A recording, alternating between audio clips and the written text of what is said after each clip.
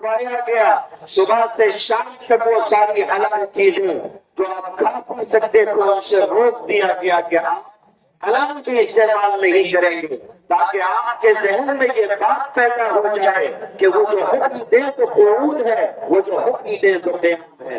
جو کہتے ہیں کہ کھڑے ہو جاؤ تو کھڑے ہو جانا ہے، اور وہ کہتے ہیں کہ بیٹھ جاؤ تو بیٹھ جانا ہے۔ یہ نہیں سوچنا ہے کہ کیوں کہا گیا، کس لیے کہا گیا۔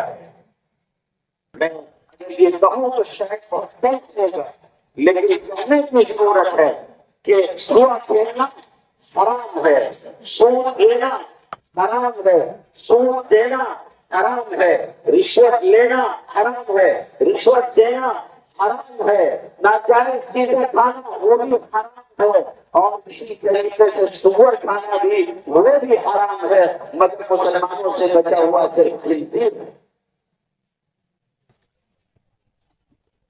خیال کیجیے کہ کیا سبق دیا گیا، کس طرح سے سکھایا اور سمجھایا گیا۔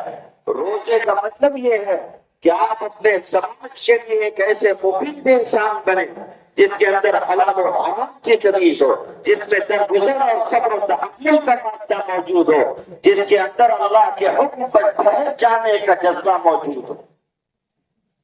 اس وقت جو حالات ہمارے اور آپ کے سامنے ہیں، بہت افسوس کے ساتھ یہ بات کہنی پڑ رہی ہے کہ کہیں نہ کہیں کمی اور کوتاہی ہے۔ نبی کریم صلی اللہ علیہ وسلم نے ارشاد فرمایا، اتدرون من المفلس، جانتے ہیں مفلس کون ہے؟ سننے کی حدیث ہے، صحیح مسلم کی حدیث ہے۔